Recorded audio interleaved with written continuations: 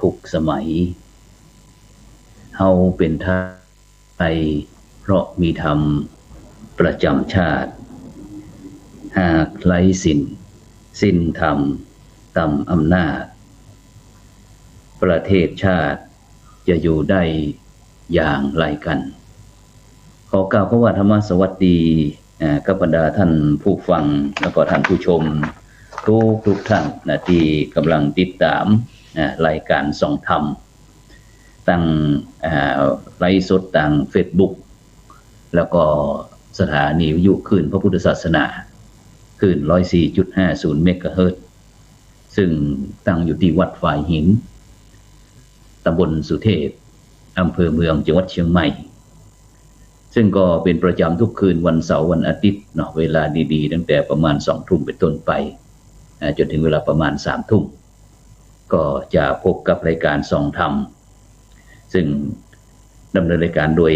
เก้ากับผมอัตมภาพพระครูโสพลปริยัติผู้ช่ว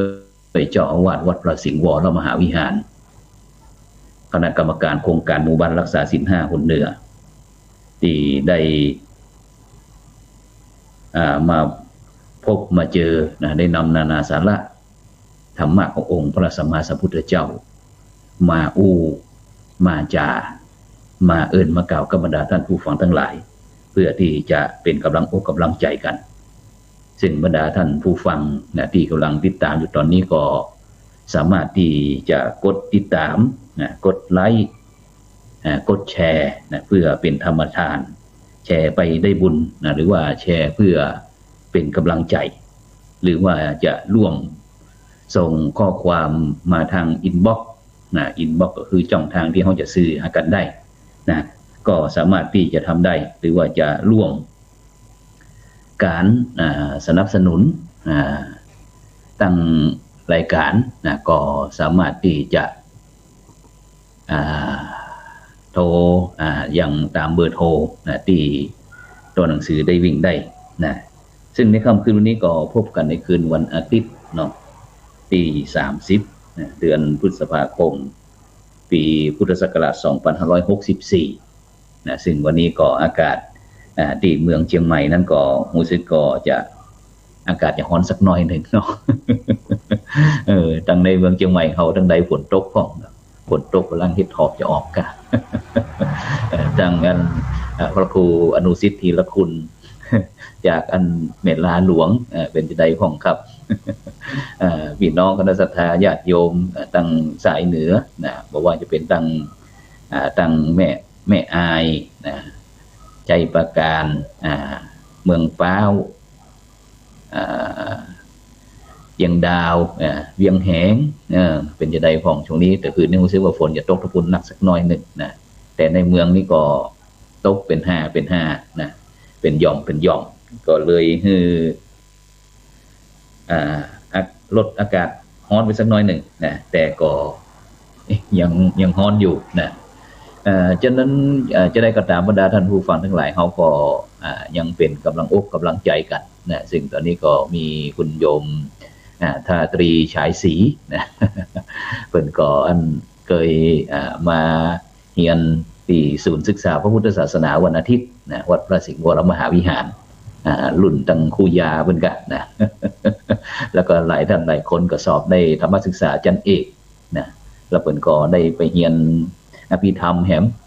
ตอนนี้ก็เรียนบาลีแหมนี่ก็เป็นที่อนุโมทนาที่ว่าเจ้าพุทธของเฮานั้นได้มีการศึกษาพระพุทธศาสนาหนักยิ่งขึ้นแล้วก็การทำนุบำรุงเป็นอย่างดีซึ่งจะได้ก็ตามบรรดาท่านผู้ฟังทั้งหลายฉะนั้นก็ตอนนี้ทางศูนย์ศึกษาพระพุทธศาสนาวันอาทิตย์วัดพระสิงห์วรมหาวิหารนั้นตอนนี้ก็ยังบ่ได้เปิดทำการรับสมัครเตื้อเพราะว่าในช่วงนี้ก็อยู่ในสถานการณ์โควิด-19 ระบาดฉะนั้นก็ทาง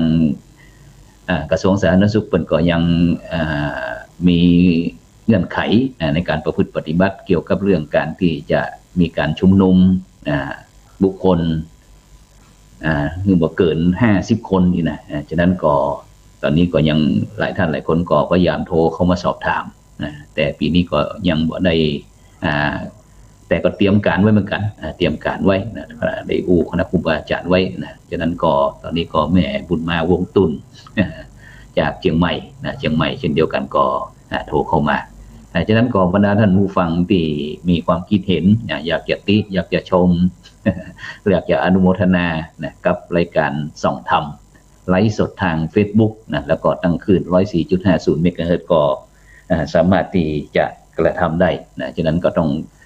กราบขอบพระคุณท่านอาจารย์พระครูสมุวิศวะวรคิจโจนะผู้อำนวยการสถานีพร้อมถึงท่านอาจารย์เลขาสมัครนะพร้อมถึงคณะทำงานนะที่คอยเป็นธุระเป็นภาระนะ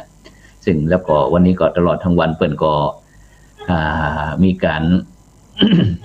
โทรเข้ามาสอบถามนะว่าอันพระอาจารย์นะเป็นจะได้พ้องได้ฉีดวัคซีนเข็มแรกแล้วจากซิโนแวค ก็บอกว่าไม่เป็นไรก็กินข้าวลำน้ำแหลวนะกินข้าวลำน้ำแหลวบางท่านบางคนก็บอกว่าเป็นอย่างนั้นเป็นอย่างนี้นะแต่ในฐานะที่เป็นพระสงฆ์องค์เจ้านะได้ทำหน้าที่นะหน้าที่ประมงก็คือหาป่าหน้าที่ปอกกาก็คือหากำไรหน้าที่ของศิลปินก็ต้องสร้างศิลปะหน้าที่ของตุของพระอย่างเฮานี่ก็ต้องสร้างอันสอนมนุษย์หน้าที่เจ้าพุทธก็คือทำความดีฉะนั้นเมื่ออาตมาหรือว่าก็ผมเป็นพระเป็นพระที่มีหน้าที่ที่จะสอนมนุษย์คือทำความดีแล้วนะถ้าเป็นพระบ่สามารถที่จะสอนให้มนุษย์ทำความดีได้ก็บ่เป็นยังนะมันจะตายหรือว่ามรณภาพก็แล้วแต่มันไปเถอะเนาะถึงเวลาก็จะฉีดบ่ฉีดมันก็ตึงตายนะจะตายจ้าตายเร็วจะได้ก็ตามนะแต่ก็ด้วยความปรารถนาดีนะทุกผู้ทุกคนก็ขอบคุณอนุโมทนาน้ำใจไมตรีตึงสหธรรมแล้วก็เพื่อนพ้องน้องพี่มิตรแก้วสหายคำคณะสัตยาญาติโยมเพื่อนโทรว่าเป็นห่วงฉะนั้นก็ขอบคุณอนุโมทนาด้วยนะยังบอกก่อนบอกว่าตายก่อนตายนะ เอาเตรียมตัวก่อนเตรียมตัวก่อนตายนะเพราะว่าจะได้มันก็ตึงตายอยู่แล้วบรรดาท่านผู้ฟังทั้งหลายเนี่ยแต่เขาจะก่อนที่เขาจะตายเขาก็ต้องมันสร้างคุณงามความดีนะสร้างคุณประโยชน์ไว้ในผืนโลกใบนี้นะเพราะว่าจะหน้าเขาบอกว่าจะได้กลับมาเกิดก็จะมีบ่มีก็นะแต่ก็ในก็เกิดมาแล้วก็ทำหน้าที่ให้ดีที่สุดขอบคุณอนุโมทนากับคุณโยมฝนอรินแปลงนะนี่ก็ได้บอกอะไรส่งข้อความเข้ามานะฉะนั้นก็บรรดาท่านผู้ฟังก็สามารถที่จะโทรส่งอินบ็อกซ์นะเข้ามาก็ได้นะซึ่งเพราะว่าในช่วงนี้เขาก็มีการไลฟ์สดพบปะกันก็ศุกร์เสาร์อาทิตย์นะวันศุกร์นั้นก็จะเป็นรายการตั้งช่องธรรมะเป็นทีม Channel นะหรือว่าช่องรายการสังฆพัฒนาเพื่อประชาชนนะซึ่งก็เก่ากับผมอาตมาภาพก็มีหน้าที่ที่จะค้นคว้านะบุคคลที่ทำคุณงามความดีต่างๆนะมาเผยแพร่เนี่ยมาเผยแพร่ประกาศคือเจ้าโลกได้รู้ว่าพระสงฆ์ไทยรูปนั้นรูปนี้ได้ทำแบบนั้นได้ทำแบบนี้นะแต่ถ้าเขาจะไปรอสื่อรักของเปื่อนแล้วจากหน้าตอนบ่ายๆนะตายเป็น100จากมันก็ตึงเบาออกนะพระสงฆ์องค์เจ้าจะทำคุณงามความดีจะได้กระตามนะสื่อต่างๆแม้แต่หนังสือพิมพ์สักฉบับก็บ่มีทีวีสักจ่องก็บ่มีแต่ถ้าเป็นเรื่องบ่เป็นเรื่องนี่นะวัดเท่านะมันถึงเอาลงกูมันแทบมันจะรายงานเป็นวินาทีต่อวินาทีนะแต่จะได้กระตามเขาก็บอกว่ากันนะเพราะว่ามันก็เป็นหน้าที่ของพระสงฆ์องค์เจ้านะที่จะได้สั่งสอนเจ้าพุทธของเขานั้นคือหันถูกต้องตามความเป็นจริงนะมีเหตุมีผลนะมีเหตุมีผลหูดีคือทำดีหูบ่ดีก็หลีกลี่ลบหนีไปนะจะนี่คือเป็นหน้าที่ของพระเจ้านะอันผู้จัดเองก็บอกว่าถ้ามันจะมรณภาพเพราะโควิดก็ไม่เป็นไรนะเพราะว่าถือว่าอยู่ไปหัวมีคุณค่านะว่าสามารถที่จะสอนคนให้เป็นคนดีได้ก็ยินดีนะฉะนั้นบรรดาท่านผู้ฟังทั้งหลายถึงแม้ว่าในปัจจุบันนี้นะบ้านเมืองของเฮานั้นจะมีปัญหานะต้องยอมรับอยู่ก่อนถ้าเฮา บ่ยอมรับว่าบ้านเมืองเฮาประเทศชาติเฮาบ่มีปัญหานี่เฮาก็บ่สามารถจะแก้ไขได้เมื่อเฮายอมรับแล้วนะเฮาก็จะหันว่าอ๋อสิ่งตรงนั้นตรงนี้มันจะแก้ไขบอกว่าจะเป็นบ้านวัดราชการโรงเรียนก็เช่นเดียวกันถือว่าเป็นเรื่องปกติเป็นเรื่องธรรมดาของมนุษย์นะที่มันมีกิเลสมีตัณหาต่างๆแต่ทำอย่างไรนะเมื่อได้น้อมนำมีพระรัตนตรัยเป็นที่พึ่งก็คือพระพุทธพระธรรมเป็นที่พึ่งแล้วนะเขาก็จะต้องนำแล้วท่านจะรู้เองบอกไว้ก็บ่สามารถที่จะเชื่อได้นะเชื่อบ่ได้เพราะว่าพุทธเจ้าก็ดึงตรัสบอกตามหลักกาลามสูตรนะการลามสูตรอย่าหูเบานะอย่าเชื่อใครง่ายอย่าไปหันว่าคนนั้นคนนี้เป็นครูบาอาจารย์เนี่ยต่างๆเหล่านี้เข้ามาจะต้องมีเหตุแล้วก็มีผลฉะนั้นเนี่ยบรรดาท่านผู้ฟังทั้งหลายบ้านเมืองของเราเนี่ยนะจะสงบสุขได้เนี่ยมันจะต้องมี5 สีด้วยกันก็คือสีที่1นะพออูถึงเรื่องสีเจ้าคืนนี้ผู้จัดเองบาลางจับปลาเข้าไปสร้างสีขึ้นมาใหม่ก็นะว่าใจสีนี้เป็นสีปกตินะเกิดขึ้นมาตั้งแต่2,500 กว่าปีแล้วก็คือสีที่1ก็คือสีเลนะสุขติงยันติสีที่2สีเลนะโภคสัมปทาสีที่3สีเลนะนิพุตติงยันติสีที่4สีหลังวิโสทะเยแล้วก็สีมัคคาสามัคคีนะสีเลนะสุขติงยันติก็คือศีลนะส่งทำให้สูงนะศีลปรุงทำให้สวยศีลนำทำให้รวยศีลช่วยทำให้อยู่รอดปลอดภัยเพราะฉะนั้นเนี่ยบรรดาท่านผู้ฟังทั้งหลายนะซึ่งผู้จัดเองในฐานะที่เป็นคณะกรรมการนะโครงการหมู่บ้านรักษาศีล5นะซึ่งเป็นโครงการที่ตามแผนยุทธศาสตร์ชาติ20 ปีใครจะเป็นรัฐบาลมาเป็นรัฐบาลก็ตามโครงการหมู่บ้านรักษาศีล5เหล่านี้ก็ต้องอยู่ยังต้องดำเนินการต่อไปซึ่งโครงการหมู่บ้านรักษาศีล5นี้เกิดจากวิกฤตของประเทศชาติของเราที่ได้ต่อสู้กับยุคโลกาภิวัตน์เพราะยุคโลกาภิวัตน์นี่เป็นยุคเรื่องวัตถุนิยมมือยาวสาวเอาสาวได้เป็นดีอย่างที่เขาหันตามสื่อตามอย่างต่างปัจจุบันเนี่ยมาได้ว่าไผเนอะนะมาต้องอย่างนักแค่วัคซีนโควิดเนี่ยบรรดาท่านผู้ฟังทั้งหลายนะคนนั้นก็จะเอาอย่างนี้คนนี้ก็เอาอย่างนั้นซึ่งเหล่านี้มันก็เป็นเรื่องผลประโยชน์ทั้งสิ้นนะผลประโยชน์ทั้งสิ้นซึ่งมันก็จะเป็นข้าวอู้ง่ายก็เป็นผลประโยชน์ทับซ้อนหวังดีนะแต่มันมีเงื่อนไขอยู่หั่นนะนี่ก็ดังที่ท่านผู้ฟังทั้งหลายได้หันอยู่นี่ก็เป็นคณะกรรมการนะโครงการหมู่บ้านรักษาศีล5คนเหนือนะส่วนมากนี่ก็จะมีเชียงใหม่ลำพูนอย่างพระเดชพระคุณหลวงพ่อพระเทพรัตนนายกนะเมื่อปีก่อนนั่นก็เป็นคณะกรรมการโครงการหมู่บ้านรักษาศีล5นะปีนี้นั่นก็ตั้งมหาเถรสมาคมทั้งส่วนกลางก็ได้ยกย่องขึ้นในฐานะที่เป็นพระมหาเถระรูปหนึ่งที่ได้เป็นเพราะว่าผู้นำขาลุยนะไปทุกที่ทุกแห่งทุกหนทุกตำบลนะที่คณะกรรมการแต่ละจังหวัดกำหนดให้ไปตรวจนะซึ่งปีนี้ก็ได้รับการแต่งตั้งเป็นประธานคณะกรรมการโครงการหมู่บ้านรักษาศีล5นะนอกจากนั้นก็มีท่านอาจารย์เจ้าคุณพระรัตนมุนีนะเจ้าคณะจังหวัดเชียงรายนะตั้งซ้ายมือตั้งซ้ายมือนี่ก็รูปที่2นะส่วนรูปแรกนั่นก็จะเป็นตั้งจังหวัดอุตรดิตถ์นะรัตนนายกนั้นก็จะเป็นท่านอาจารย์เจ้าคุณพระศรีศิลปาจารย์นะผู้ช่วยเจ้าอาวาสนะวัดพระธาตุศรีจอมทองนะซึ่งถือว่าเป็นกำลังหลักในการขับเคลื่อนต่างๆซึ่งในขณะนี้ก็ที่วัดอูถึงเรื่องท่านอาจารย์เจ้าวัดพระธาตุศรีจอมทองก็เลย เข้ามาอย่างน้อยเตอะเนาะเกี่ยวกับเรื่องการฝึกอบรมอบรมพระวิปัสสนาจารย์หนเหนือซึ่งก็ได้เริ่มมีการรายงานตัวตั้งแต่วันที่28ไปละตั้งแต่วันที่28เป็นต้นมาซึ่งวันที่28 29 30 31นี่ก็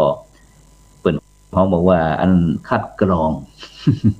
กักตัว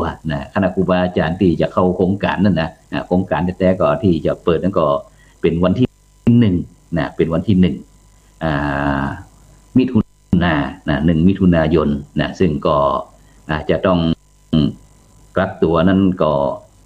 3 วันด้วยกัน4 วันนี่แหละเนาะ28 29 30 31นี่ก็แล้วก็จะมีการคัดแยกซึ่งก็วันที่วันที่1นี่ก็จะปิดรับการลงทะเบียนตั้งแต่ตอนเจ้าก็ตี4เกินเนาะถึง6 โมงแล้วผู้เข้าร่วมโครงการกระทำวัดที่พักของตนเองแล้วก็เวลา6 โมงถึง7 โมงนี่ก็ฉันพัฒหารเจ้าที่ศาลาเทพสิทธาจารย์ก็คือสมัยที่พระเดชคุณหลวงปู่พระพรหมมงคลหลวงปู่ทองสิริมังคโลนั้นดำรงตำแหน่งพระราชาคณะจันเทพแล้วก็เวลา10 โมงเกินถึง11 โมงเกินก็ฉันพัฒหารเพลแล้วก็เวลาบ่ายโมงจนถึงเวลา 15 นาฬิกาหรือบ่าย 3 โมงก็จะมีพิธีเปิดโครงการฝึกอบรมพระวิปัสสนาจารย์คณะสงฆ์หนเหนือซึ่งก็ตั้งแต่ภาค4นี่ก็ตั้งแต่นครสวรรค์พิจิตรอุทัยธานีแล้วก็ภาค5พิษณุโลกสุโขทัยอุตรดิตถ์ตากตะกี้ภาค4นั้นจะตกยันเพชรบูรณ์ไปจังหวัดหนึ่งภาค4นั้นก็จะมีพิจิตรนครสวรรค์แล้วก็เพชรบูรณ์ภาค5นั้นก็มีพิษณุโลกสุโขทัยตากอุตรดิตถ์ภาค6นี้ก็มี5 จังหวัดด้วยกันก็มีจังหวัดน่านจังหวัดแพร่จังหวัดพะเยา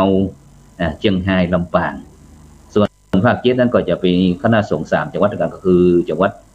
แม่ฮ่องสอนเชียงใหม่แล้วก็ลำพูนฉะนั้นก็เนื่องจากที่อยู่ในสถานการณ์โควิดนี้ก็คง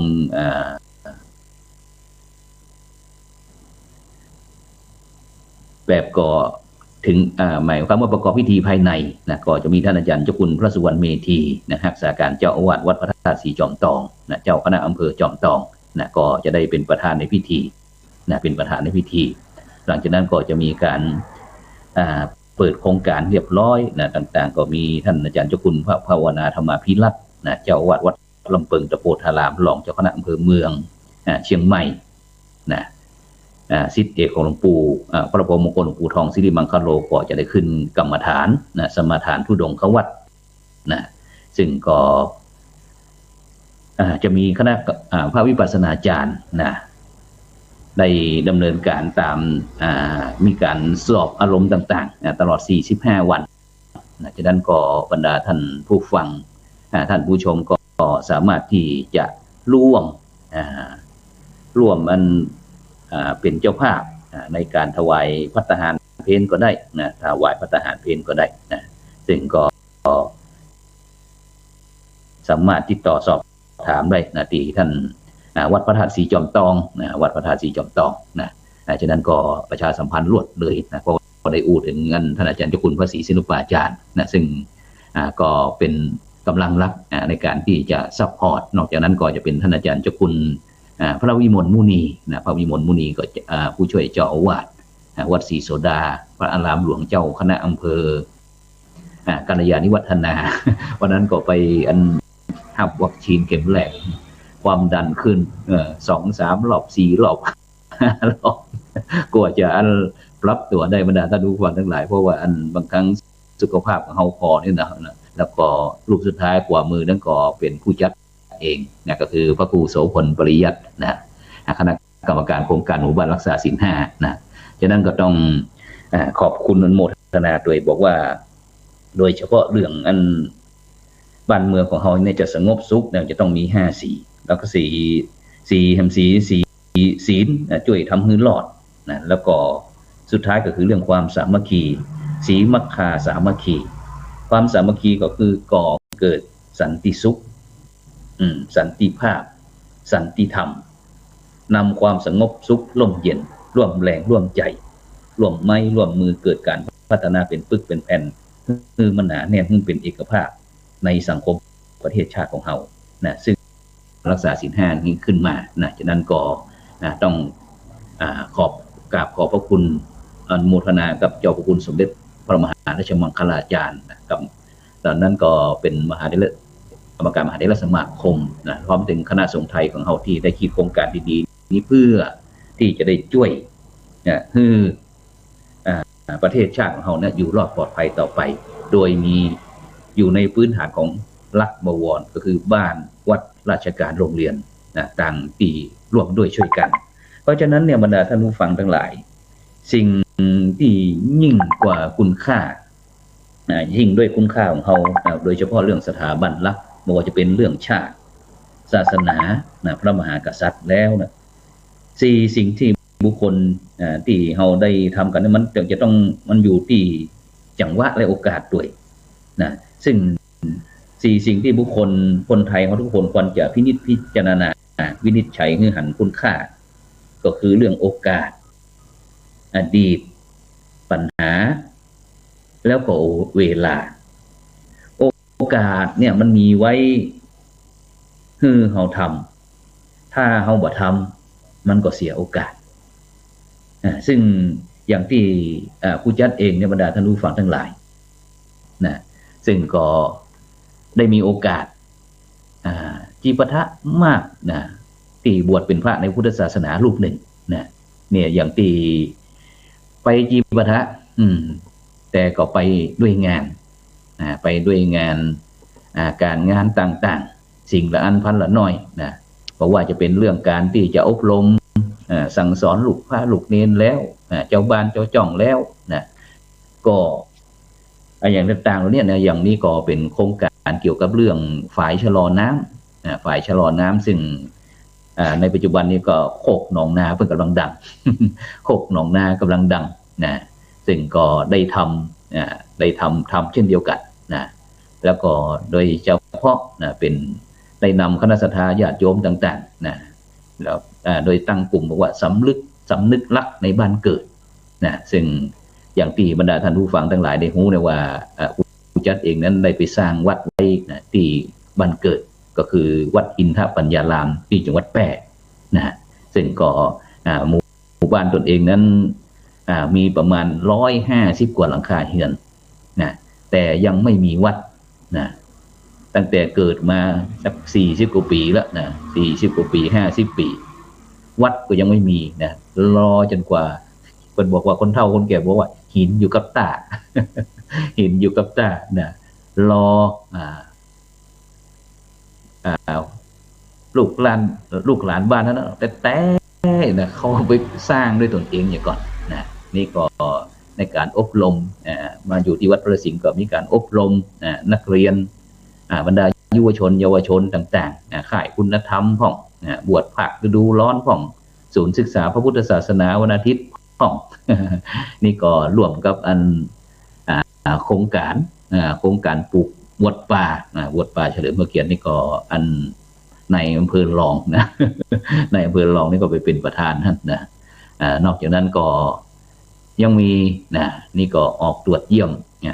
มโครงการหมู่บ้านรักษาศีลห้านี่มันเป็นโอกาสบรรดาท่านผู้ฟังทั้งหลายนี่ก็พระเดชคุณหลวงพ่อพระเทพสิงหวราจารย์นะเพราะว่าใกล้จะเข้าพรรษาแล้วก็จะมีการ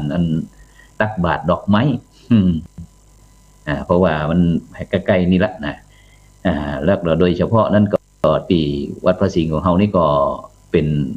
อารามหลวงนะเป็นวัดกู่บ้านกู่เมืองของเมืองเชียงใหม่กิจการงานบอกว่าจะเป็นทั้งภาครัฐภาคเอกชนต่างๆนะก็จะมาใจนะนี่ก็ท่านอาจารย์สมใจนิ่มเกตคณาจารย์แต่ก่อนนี้ก็ลูกศิษย์ของศูนย์ศึกษาพุทธศาสนาวันอาทิตย์วัดพระสิงห์วรมหาวิหารก็จบธรรมศึกษาชั้นเอกแล้วนะจะเป็นคุณครูจากโรงเรียนวัฒโนไทยพายัพเปิดก่อนได้นำต้นสีมหาโพธิ์พร้อมกับนักเรียนมาถวายไปปลูก ที่อุทยานธรรมอันนี้ก็โครงการหมู่บ้านรักษาศีลห้าพระเดชพระคุณหลวงพ่อพระพรหมเสนาบดีเจ้าคณะภาค7นะนี่เพิ่นก็ได้มานำคณะกรรมการโครงการหมู่บ้านรักษาศีลห้ามาตรวจเยี่ยมที่จังหวัดเชียงใหม่แล้วก็รูปหนึ่งนี้ก็ที่ลูกศรจี้นี่ก็เป็นพระเดชพระคุณหลวงพ่อพระราชสิทธิเวทีนะเจ้าคณะจังหวัดพิจิตรนี่เจ้าคณะจังหวัดพิจิตรผู้ช่วยศาสตราจารย์ด็อกเตอร์รองศาสตราจารย์ด็อกเตอร์จากวิทยาลัยสงฆ์พิจิตรนี่ก็ทำงานจนประสบอุบัติเหตุบอกว่าวันนั้นส่งข่าวมาบอกว่าตอนนี้ได้กลับมาฟักฟื้นที่วัดตาหลวงเรียบร้อยแล้วเด้อเป็นว่านะซึ่งก็ถ้ามีโอกาสก็คงคณะกรรมการโครงการหมู่บ้านรักษาศีลห้าคนเหนือของเขาก็คงจะได้ไปเยี่ยมให้กำลังใจเพราะว่าเนื่องจากติดสถานการณ์โควิดฉะนั้นก็ขาลุยเช่นเดียวกันเป็นพระมหาเถระที่บวชถือเนื้อถือตัวเป็นทำงานเพื่อประชาชนสังฆพัฒนาเพื่อประชาชนเช่นเดียวกันฉะนั้นแล้วนอกจากที่เปิ้นจะประสบอุบัติเหตุแล้วก็ยังสูญเสียบุคคลสำคัญเป็นไม้เป็นมือให้ก่อเลขานุการของเปิ้นเนื่องจากที่หลวงพ่อเจ้าคณะจังหวัดประสบอุบัติเหตุเลขาเจ้าคณะจังหวัดเปิ้นก็เดินทางไปเยี่ยมก็ไปประสบอุบัติเหตุแถมท่านอาจารย์พระมหาวรพลด็อกเตอร์ซ้ำไปด็อกเตอร์วรพลซึ่งก็ได้สูญเสียชีวิตไปก็ได้มีการประชุมเพลิงเรียบร้อยแล้วนี่ก็ซึ่งเป็นน้องเลิฟหรือว่าน้องรักสหธรรมทั้งรูปหนึ่งฉะนั้นของเราก็นี่แหละบรรดาท่านผู้ฟังทั้งหลายซึ่งการทำศึกถ้าตั้งบ้านตั้งเมืองนี่เป็นถือว่าอันคนบดีนี่เป็นศัตรูศัตรูอาวุธปืนพาหน้าไม้ลบราฆ่าฟันกันแต่พระสงฆ์องค์เจ้านี่ก็เป็นนักรบเช่นเดียวกันนักรบของพระพุทธเจ้าก็คือมีศัตรูเช่นเดียวกันศัตรูตรงนี้ก็คือเรื่องกิเลสกิเลสต่างๆความบดีต่างๆฉะนั้นก็มีอาวุธก็คือปัญญาวุธโธมีปัญญาเป็นอาวุธในการที่จะสั่งสอนอบรมสั่งสอนให้กับบรรดาเจ้าโลกได้หันทางที่ถูกที่ควรมีเหตุมีผลเพราะฉะนั้นเนี่ยบรรดาท่านผู้ฟังทั้งหลายโอกาสเนี่ยมีไว้ให้ทำถ้าเฮาบ่ทำก็จะเสียโอกาสอย่างที่อาตมาได้ฉายภาพคือกับบรรดาท่านผู้ฟังท่านผู้ชมทั้งหลายได้ดูเนี่ยแล้วก็อดีตนี่มีไว้ให้จำอดีตไว้ให้เป็นครูอดีตไว้ให้เป็นบทเรียนเพราะว่าการทำงานตั้งแต่สมัยก่อนจนถึงปัจจุบันเนี่ยขณะที่เขานั่งอยู่เนี่ยตอนนี้ก็เป็นปัจจุบันอยู่แต่มันก็ถ้าผ่านไปสักกรรมก็ผ่านไล่หลังมันก็จะเป็นอดีตไปเรื่อยๆจากเริ่มตั้งแต่2 ทุ่มตอนนี้2 ทุ่มเกิง2 ทุ่มเกิง2 ทุ่มเป็นอดีตไปแล้วฉะนั้นเนี่ยบรรดาท่านผู้ฟังทั้งหลายสิ่งแล้วเนี่ยมันจะเป็นคุณค่าอย่างยิ่งสิ่งบอกว่าจะเป็นเรื่องแม้แต่กระทั่งในการประสบผลสำเร็จหรือว่าล้มเหลวประสบผลสำเร็จเขาก็สามารถที่จะต่อยอดได้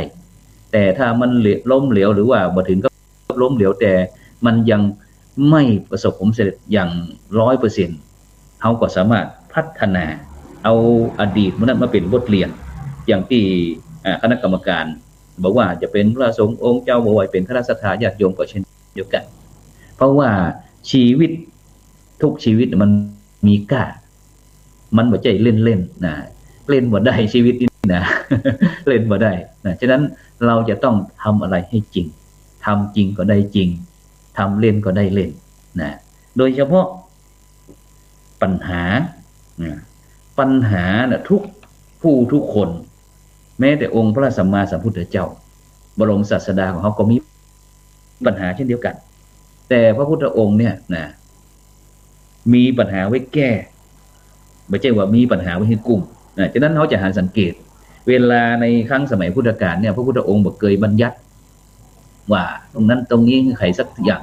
บอกว่าคนนั้นบ่ดีคนนี้บ่ดีแต่พอมีเรื่องราวเกิดขึ้นแล้วพระพุทธองค์ก็จะห้องประชุมสงฆ์แล้วก็ได้ยกเรานั้นเป็นอุทาหรณ์หรือว่าเป็นต้นเหตุว่ามันเป็นแบบนั้นแบบนี้อย่างนี้ต่อไปนี่บ่ได้เด้อบ่ได้เพราะมันผิดบอกว่าจะเป็นเรื่องอาบัติตั้งน้อยใหญ่สูงสุดก็คือเรื่องปาราชิก4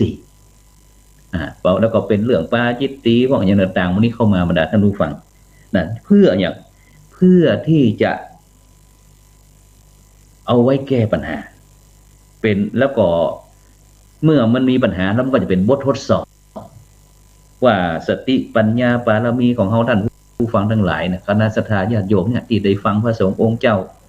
ได้ศึกษาได้เรียนมาเนี่ยตั้งแต่ชั้นอนุบาลจนถึงด็อกเตอร์บอกฮู้กี่ใบเนี่ยสามารถที่จะทดสอบสติปัญญาที่ได้สั่งสมไว้ก่อนแม้กระทั่งบารมีนะเพราะฉะนั้นเนี่ยบรรดาท่านผู้ฟังทั้งหลายสิ่งเหล่านี้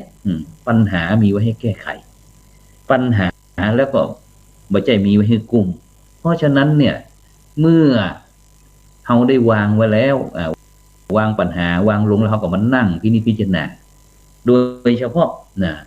ะของเขานี่นะเขามีการเจริญจิตตภาวนาบรรดาท่านผู้ฟังทั้งหลายนะมีสติเข้ามาครอบลมกับลดลมหายใจเข้าออกอย่างที่หลวงปู่ท้องได้สอนหมู่เฮาไว้นะว่ายุบหนอพองหนอยุบหนอพองหนอต่างๆแล้วเนี่ยรู้ว่าสัมมาอรหังพุทโธก็แล้วแต่สิ่งเนี่ยมันของห้องว่าเฮาเอาสติเข้ามาจับควบคุมดูแลบ่ให้สติมันตะเลิดเปิดเปิงนะนั่งกำลังพุทโธไปเหาะยุบหนอพองหนอไปเหาะนะจะนั้นเฮาก็พยายามควบคุมถ้าเฮาควบคุมสติเขาใดเนี่ยมันเมื่อสติมันนิ่งแล้วนะมันบ่วอกแวกแล้วจิตเอามันบ่วอกแวกแล้วมันก็เกิดปัญญาเข้ามานะฉะนั้นถึงแม้เขาจะต้องจงใจเวลาสักหน่อยก็บ่เป็นอย่างเวลาเนี่ยเป็นสิ่งที่ใจก็หมดบ่ใจก็หมดนะไปแล้วก็ไปรับมันบ่กลับมาอย่างอูฮูฟังตะกี้2 ทุ่มนะบ่เดี๋ยวนี้2 ทุ่ม 35เนี่ยมันบ่ย้อนกลับมาทำละนะมันผ่านไปจะเป็นไปวันนะฉะนั้นน่ะสังคมจะปราศจากทุกข์จากโทษถ้าคนไทยทุกผู้ทุกคนบ่โกรธแล้วก็บ่เกลียดกันสังคมไทยจะไร้ปัญหาถ้าทุกคนมีความเมตตาปรารถนาดีต่อกันและกันเพราะฉะนั้นเนี่ยบรรดาท่านผู้ฟังทั้งหลายสังคมนะจะบรมสุขนะทุกคนเนี่ยก็ต้องห้อยหลวงพ่อไว้1 องค์ก็คือหลวงพ่อยิ้มนะไว้ที่หน้ามันนะห้อยหลวงพ่อเมตตานะไว้ที่ใจนะซึ่งสิ่งเหล่านี้มันก็จะหมดเวรสิ้นภัยสุขสบายตลอดเวลาเพราะฉะนั้นบรรดาท่านผู้ฟังทั้งหลายในขณะนี้บรรดาท่านผู้ฟังทั้งหลายก็กำลังติดตามการไลฟ์สดทาง Facebook ตั้งธรรมะเป็นทีมตั้งรายการสังฆส่องธรรมสับสนโอลหม่านกันหน่อยหนึ่งตั้งภาคภาษากลางแล้วก็ภาษาเมืองนะซึ่งวันนี้ออกไปตั้งทั่วโลกได้บรรดาท่านผู้ฟังทั้งหลายนะนอกจากที่เขาจะออกไปตั้งวิทยุขึ้น 104.50 เมกะเฮิรตซ์แล้วนะเขาก็ยังออกไลฟ์สดทาง Facebook นะไปถึงทั่วโลกนะไปเครือข่ายที่ธรรมะเป็นทีม Channel นะซึ่งสิ่งเหล่านี้บรรดาท่านผู้ฟังทั้งหลายนะจะทำให้โลกทั้งโลกเนี่ยมันเป็นมีความฮักความปรารถนาดีต่อกันและกันนะซึ่งเมื่อครั้งที่สมัยพุทธกาลนะมีเทวดานะเข้ามาเฝ้าทูลถามพระพุทธเจ้าว่าใครคือผู้ที่ได้มากที่สุดใครคือผู้ที่เสียมากที่สุดอะไรนะเป็นเกราะที่แข็งแกร่งที่สุดนะอะไรคืออาวุธที่ดีที่สุดซึ่งองค์พระสัมมาสัมพุทธเจ้าเมื่อได้ยินปัญหาแล้วพระพุทธเจ้าก็ตรัสตอบว่า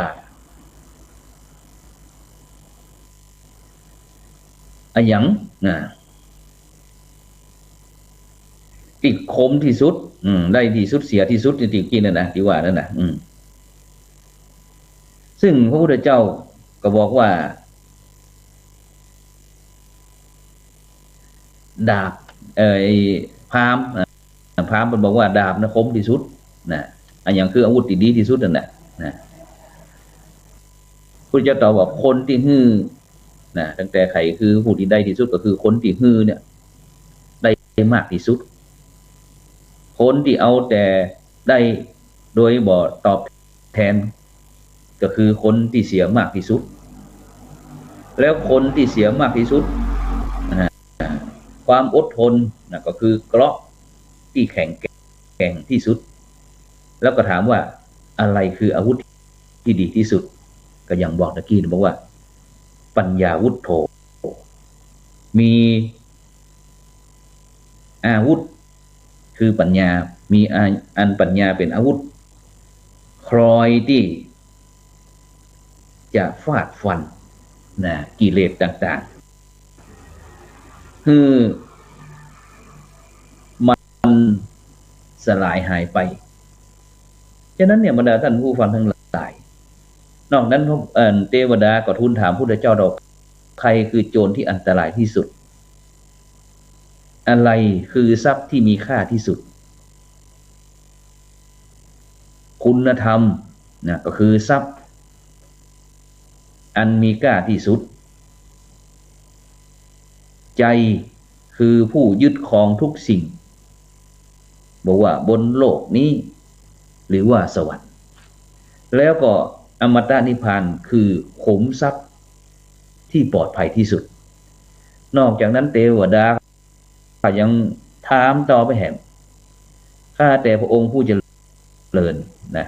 อะไรคือสิ่งที่น่ารักอะไรคือสิ่งที่น่ารังเกียจอะไรคือความทุกข์ทรมานที่น่ากลัวที่สุดและอะไรคือความสุขที่สุดองค์พระสัมมาสัมพุทธเจ้าก็ยิ้มตีริมฝีปากงุมปากสักน้อยหนึ่งก็ตรัสว่าความดี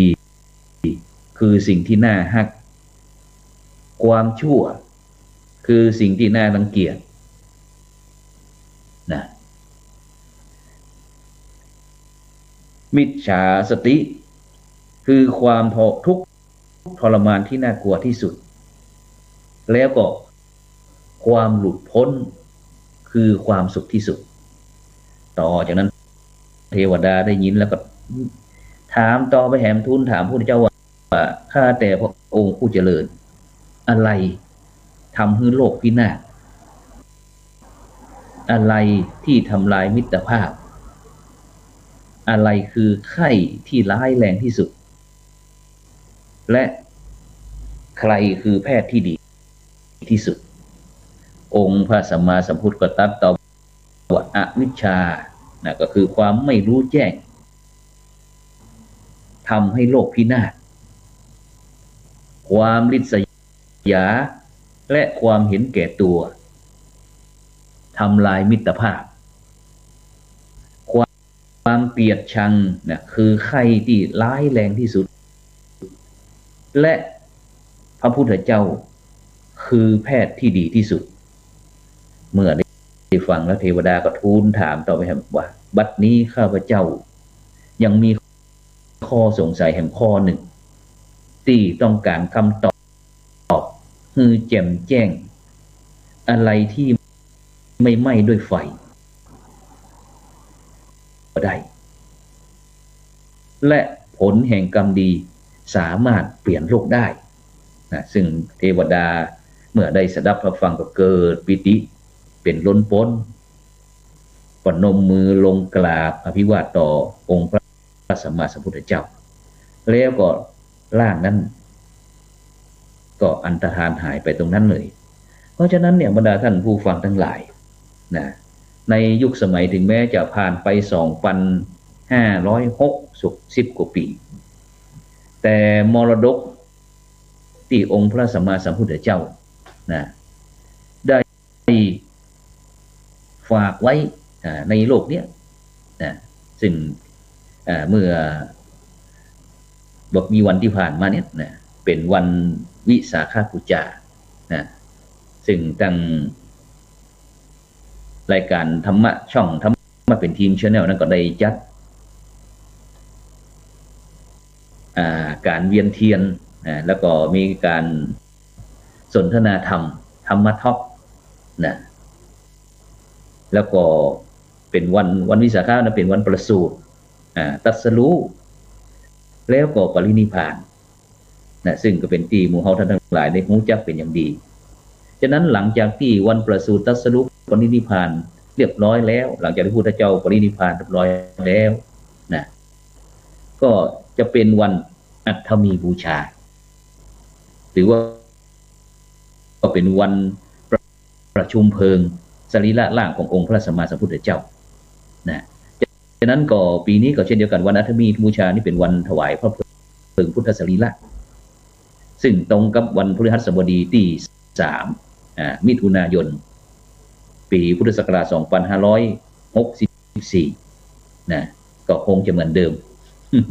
ก็ลำบากสักหน่อยก็คงจะมีการเข้าวัดปฏิบัติธรรมก็คงจะต้องมีการกันกรองแล้วก็จำกัดผู้คนที่จะเข้าร่วมนะซึ่งทางธรรมะชาแนลธรรมะเป็นทีมชาแนลนะซึ่งก็จะไลฟ์สดเช่นเดียวกันวันนั้นนะก็เริ่มแต่เวลา6 โมงแรงเป็นต้นไปจนถึงเวลา4 ทุ่มนะซึ่งช่วงที่1ก็เริ่มตั้งแต่6 โมงไปก็มีการสวดมนต์ไหว้พระนะแล้วก็เวลา1 ทุ่มนะซึ่ง19 นาฬิกาจนถึง0 น.ก็เป็นสนทนาธรรมวันอัฐมีบูชาซึ่งก็มีท่านอาจารย์พระมหาวราสยะวราสโยนะ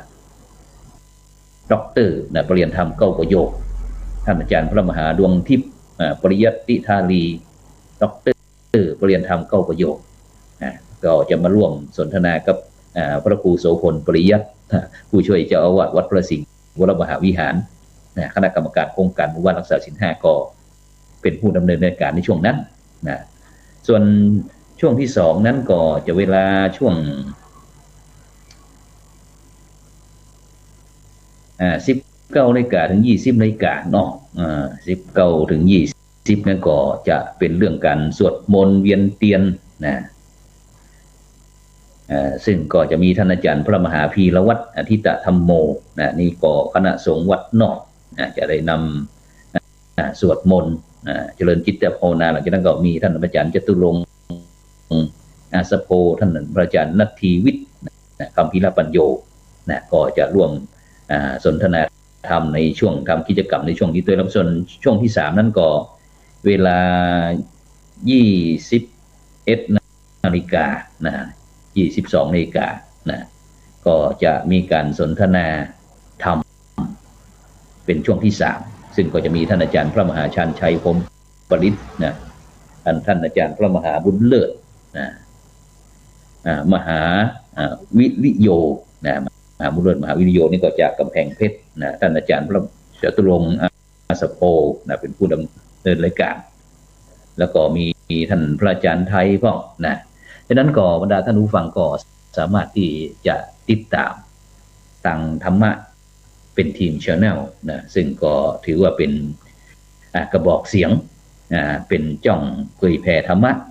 ของคณะสงฆ์ไทยแห่งจ่องหนึ่งซึ่งก็ถ้าบรรดาพ่อแม่พี่น้องบรรดาท่านผู้ฟังทั้งหลายนั้นได้ช่วยกัน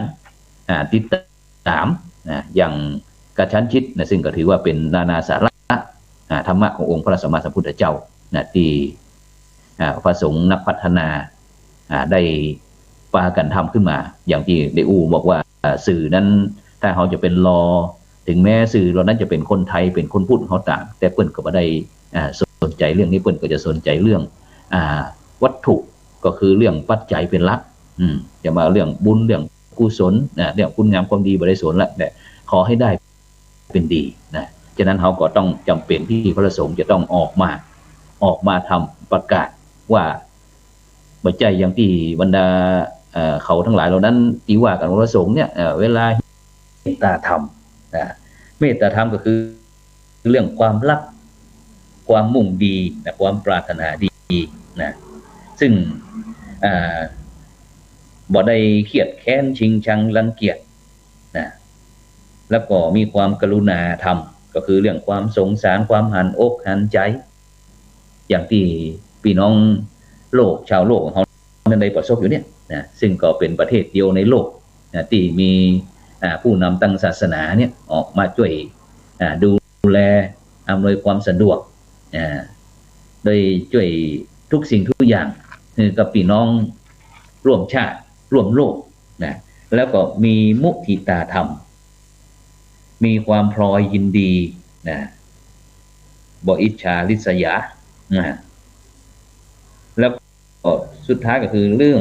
อุเบกขาธรรมมีความเป็นกลางความเป็นธรรมมีความเที่ยงธรรมบ่เอียงซ้ายบ่เอียงขวาบ่สีนั้นบ่สีนี้นะแล้วก็บ่มีความรังเกียจชิงชังไผนะถือว่าเป็นเพื่อนร่วมโลกทั้งหมดเพราะฉะนั้นเนี่ยบรรดาท่านผู้ฟังทั้งหลายสิ่งเหล่านี้นะที่สื่อต่างประเทศได้ปากันนะปากันประโคมถึงบทบาทนะของพระสงฆ์ไทยของเขาเนี่ยในปัจจุบันเนี่ยว่าเป็นเนื้อนาบุญของโลกนะเพราะว่าประเทศอื่นเปิ้นบ่มีแล้วฉะนั้นคุณธรรมในปัจจุบันนี้ถ้าเป็นเจ้าพูดของเขาในปัจจุบันเนี่ยยุค 4G 5G เนี่ยบรรดาท่านผู้ฟังทั้งหลายอย่างแต่คืนเนี่ยได้อู้ถึงเรื่องคนที่เกิดปี2490เป็นต้นมาจนถึงปี2515นี่นะเป็นว่าเป็นยุคเตี่ยสุดยอดนะแต่ปัจจุบันเนี่ยคุณธรรมนี่บ่ใครมีและกลายเป็นคุณธรรมศีลธรรมก็กลายเป็นศีลธรรมเนี่ยก็คือบ่ประพฤติปฏิบัติจริยธรรมก็กลายเป็นจริแต่ไม่ทำจะทำแต่บ่ทำยุติธรรมกลายเป็นทำทุกอย่างยุติคือยุติอย่างที่เราหันตรงนี้นะบรรดาท่านผู้ฟังทั้งหลายยุติธรรมเนี่ยกลายเป็นทำทุกอย่างให้ยุติไม่ใช่ยุติธรรมที่จะหาข้อมูลหาเหตุหาผลอย่างต่างๆคนดีแล้วก็ต้องช่วยกันนะฉะนั้นความดีความแท้ความจริงเนี่ยก็คือความยุติธรรมนั้นมันมีนะแต่ที่หายากที่สุดก็คือเรื่องความเป็นธรรมเพราะฉะนั้นเนี่ยบรรดาท่านผู้ฟังทั้งหลายความเป็นคนดีที่โลกและสังคมเรียกร้องต้องการในทางพระพุทธศาสนาเนี่ยเปิ้นได้แสดงไว้ชัดเจนว่าอันวิสัยคนดีต้องเป็นผู้ที่มีคุณนะแล้วมีคนถามผมบอกว่าคุณอะไรนะซึ่งข้อเนี้ยทางพุทธศาสนาเปิ้นชัดเจนเปิ้นชัดเจนว่าวิสัยคนดีต้องมีคุณ5อย่างก็คือคุณวุฒิคุณสมบัติคุณประโยชน์คุณภาพแล้วก็คุณธรรมคุณวุฒิก็คือเป็นบุคคลที่ผู้ที่มีความรู้มีสติปัญญามีความรู้ความสามารถมีความเฉลียวฉลาดที่ได้ศึกษาฝึกฝนแล้วอบรมมาตามหลักวิชาหรือข้อกำหนดของสถาบันนั้นๆเนี่ยเป็นห้องว่าคุณวุฒิประการที่2ก็คือคุณสมบัติวุฒิภาวะความพร้อมบอกว่าจะเป็นตึงภูมิปัญญาความสามารถบุคลิกภาพถูกต้องเป็นไปตามที่โลกและสถาบันปรารถนาแล้วก็กำหนดไว้ส่วนคุณที่3ก็คุณประโยชน์คุณประโยชน์แม้มีคุณวุฒิมีคุณสมบัติแต่ถ้าถามว่าทำอะไรได้บ้างทำอะไรเป็นบ้างทำเป็นเฉพาะประโยชน์ส่วนตนส่วนประโยชน์ส่วนรวมทำเป็นหรือไม่เพราะฉะนั้นเนี่ยบรรดาท่านผู้ฟังทั้งหลายคุณค่าในสายตาของเจ้าโลกเนี่ยจะหนักหรือว่าน้อยอยู่ที่รู้จักบำเพ็ญประโยชน์โดยเฉพาะประโยชน์อย่างยิ่งประโยชน์ส่วนรวมทำได้นึกถึงอย่างที่วัดพระสิงห์วร มหาวิหารนี่ก็เช่นเดียวกันบรรดาท่านผู้ฟังทั้งหลายนะเป็นพระอารามหลวงชนิดชั้นเอกชนิดวรมหาวิหารนะซึ่งก็ได้รับการบูรณะยกจากวัดล้างมาเป็นวัดที่พระสงฆ์องค์เจ้าจำพรรษาก่อนโดยนักบุญแห่งล้านนาไทยครูบาเจ้าศรีวิชัยนะนักบุญแห่งเจ้าศีลธรรมตัวเจ้าบ้านปากก็ได้สร้างคุณงามประโยชน์เหล่านี้ไว้นะจนถึงทุกวันเนี้ยมันจึงบ่ฮู้ลืมบรรดาท่านผู้ฟังทั้งหลายนะแม้กระทั่งต่างขึ้นดอยพระธาตุดอยสุเทพสมัยก่อนๆนั้นสมัยทวดนะฟ้ากันเดินขึ้นเนี่ยเลาะขึ้นตั้งแต่วัดฟ้าหินอะไรอย่างต่างทะเลาะทะเลไปวัดฟ้าละขึ้นไปจนกว่าจะขึ้นนี่ปะทบเป็นคืนหุ่งแต่วันก่อนนั้นที่วันวิสาขะนั้นก็ได้หันคณะสัตยาญาติโยมตั้งพี่น้องพุทธศาสนิกชนตึงชาวไทยต่างประเทศกับป้ากันเดินขึ้นไปหลายร้อยอยู่วันนั้นนะถึงแม้จะสถานการณ์โควิดแต่เพิ่นก็รักษาระยะห่างนะนี่ก็เพราะคุณประโยชน์ท่านเองที่ครูบาเจ้าศรีวิชัยนักบุญแห่งล้านนาไทยของเขาได้ทำดีไว้ให้ลูกให้หลานเป็นสะพานเกิดขึ้นสวรรค์จันทร์ฟ้านะเพราะฉะนั้นเนี่ยบรรดาท่านผู้ฟังทั้งหลายคุณประโยชน์ส่วนรวมเนี่ยเป็นสิ่งที่สำคัญเพราะฉะนั้นในฐานะที่เขาเกิดมาในชาติหนึ่งนอกจากที่เขาจะทำคุณประโยชน์ส่วนตนคือพอดีแล้วนะเขาก็เมื่อรู้จักพอแล้วก็ช่วยส่วนรวมนะฉะนั้นเขาจะหันหลายท่านหลายคนในช่วงสถานการณ์โควิดพวกกระเป๋าของตนเองนะแม้แต่พระสงฆ์องค์เจ้าก็เช่นเดียวกันนะพวกกระเป๋าตนเองไม่ใช่ว่ารองงบประมาณจากส่วนราชการอย่างต่างๆบรรดาท่านผู้ฟังทั้งหลายเอามาซื้อข้าวซื้อไข่ซื้ออันนั้นซื้ออันนี้นะอย่างที่ยกก่อนก็ยังหลวงพ่อตุลุงแดง ครูบาแดงนะพระครูพิสิทธิ์ประชานาควัดอินทารามจังหวัดสมุทรสงครามนั่นนะที่เป็นอันจัดแบ่งปันความสุขเป็นชุดนะปัน500 ชุดนะทั่วประเทศนะใครที่ต้องการติดตามเฟซเป็นส่งเข้าไปนะนี่เป็นก็บอกว่าอยากให้อาจารย์พระครูนะได้ช่วยค้นหาพระ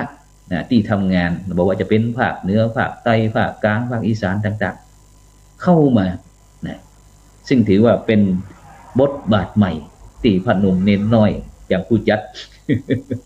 จะถูกกว่าจะมาเป็นพระหนุ่มเน้นน้อยนี่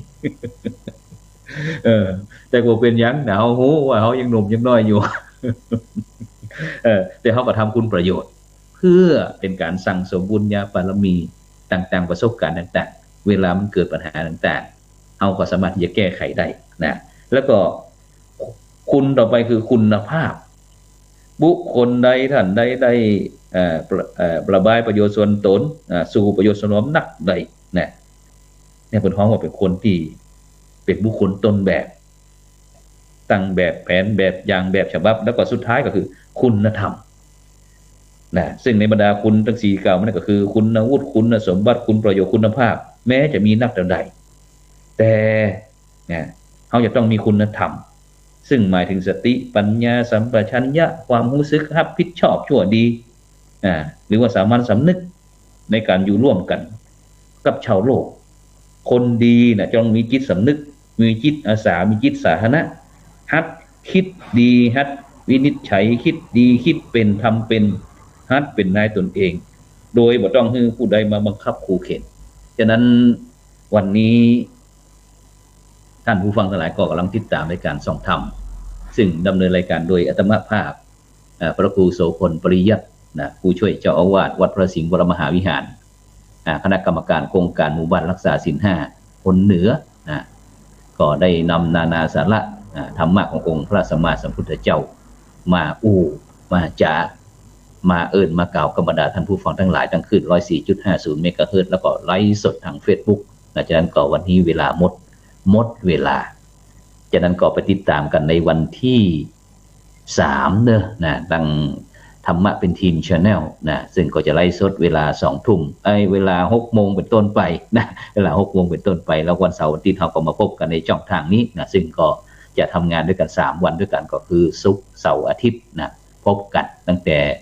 20:00 นเป็นต้นไปนะจากนั้นก็วันนี้ขอบคุณอนุโมทนากับทุกท่านนะรับฝันดีมีเงินใจไหลโลคาพยาธิ บ่เจ็บบ่จนร่ำรวยทุกท่านทุกคน